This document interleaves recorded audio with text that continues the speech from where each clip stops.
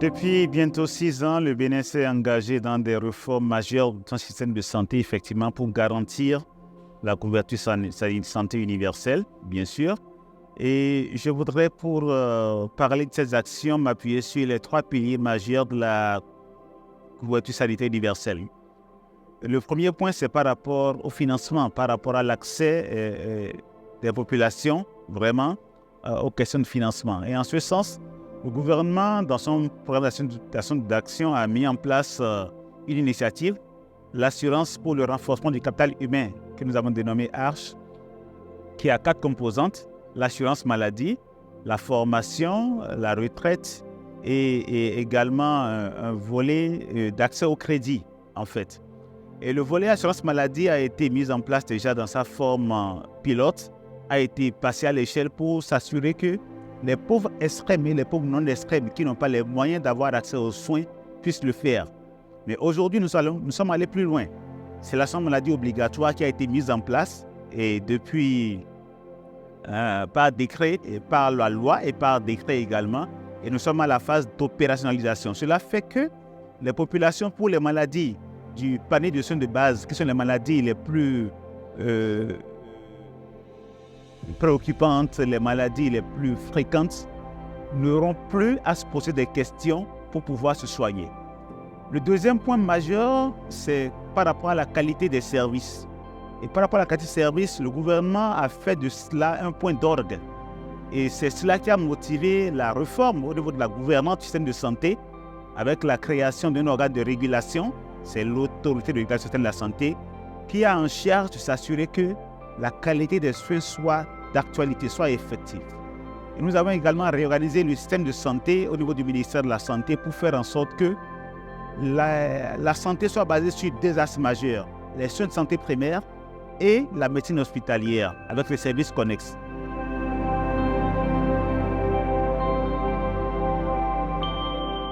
Pour pouvoir faire en sorte que la qualité soit de mise, donc l'autorité de régulation de la santé met en place un processus de certification des établissements de soins et un processus d'accréditation des professionnels qui doivent pouvoir offrir ces soins.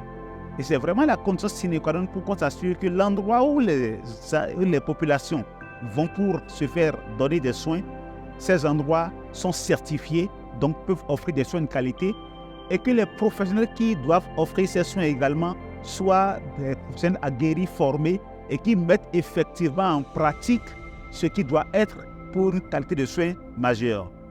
Et évidemment, autour de tout cela, il faut que l'offre des services se fasse dans des conditions qui soient de qualité.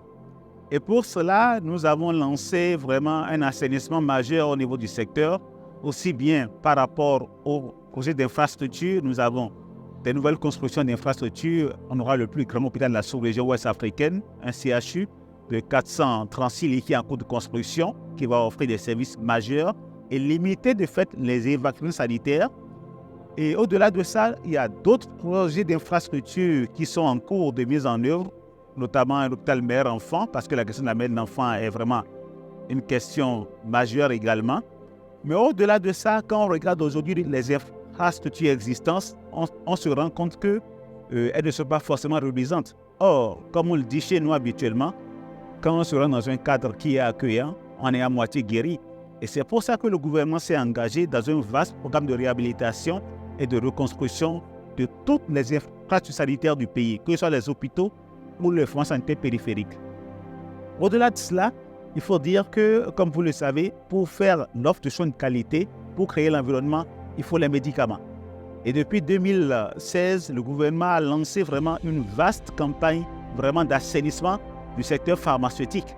Avec, évidemment, nous avons ratifié la convention Médicrim, bien sûr, mais nous avons vraiment mis ça en pratique en faisant en sorte qu'aujourd'hui, sur le territoire béninois, il n'y a que des médicaments de qualité qui circulent. Et pour faire cela, nous avons aujourd'hui mis en place une plateforme, la plateforme e-pharmacie, pour vraiment assurer non seulement la qualité du produit qui vient sur le territoire, mais la traçabilité jusqu'au dernier consommateur. Évidemment, toutes ces réformes ne se font pas sans que le volet de la digitalisation qui est aujourd'hui d'actualité ne soit au cœur de tout ce que nous sommes en train de faire. Et la e-santé donc est rentrée vraiment de plein cœur. nous avons le système de formation hospitalière qui est vraiment mis au cœur du système et nous sommes en train de travailler pour que vraiment tout cela soit mis en branle de façon synchronisée pour avancer.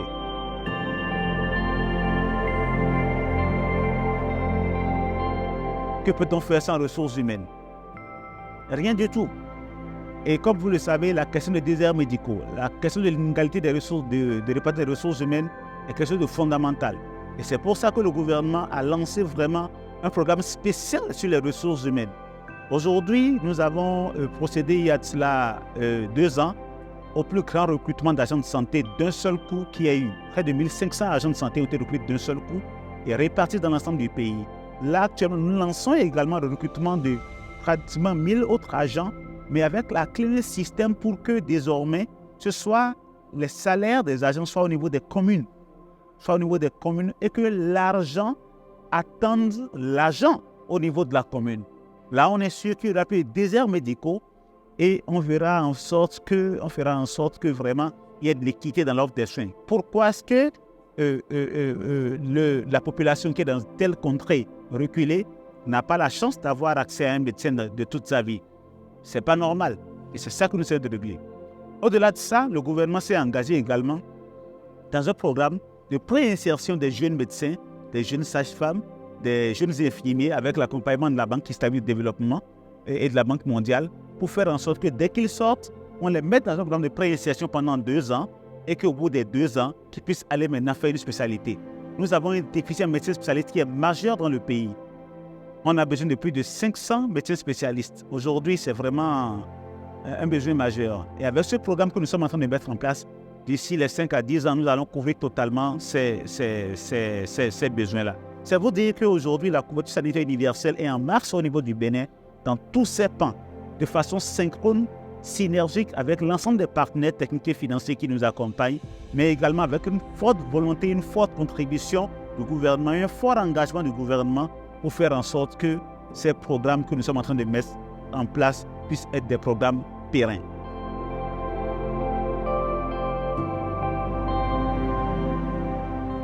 Avec l'Organisation mondiale de la santé, vraiment, c'est une collaboration qui est très fructueuse sur tous les plans que nous avons adressés. Déjà, par rapport au volet de l'assurance maladie, l'OMS nous accompagne de façon substantielle avec l'appui de consultants également pour nous accompagner, faire des partages d'expérience et pour nous guider également dans ce que nous sommes en train de faire. Sur le volet des ressources humaines, c'est vraiment drastique. Nous avons déjà, par rapport à la mise en place des documents de formation, que ce soit la formation de base, la formation continue, des guidelines que nous utilisons, l'appui au niveau des conseils qui s'occupent vraiment du normatif. Nous avons un appui constant de l'OMS. Nous avons également un appui constant de l'OMS pour ce qui concerne aujourd'hui les politiques qui sont développées. Quand je prends la politique de l'avortement sécurisé, qui est majeure parce que, vous savez, 20% de nos décès maternels sont liés aux questions d'avortement sécurisé. Le Bénin est très engagé et depuis bientôt 1 an, s'est doté d'une loi majeure qui permet aujourd'hui de faciliter l'accès à l'avortement sécurisé. L'OMS nous accompagne également dans ce domaine. Et donc, pour la COVID, n'en parlons pas. C'était vraiment un appui constant avec l'ensemble des partenaires.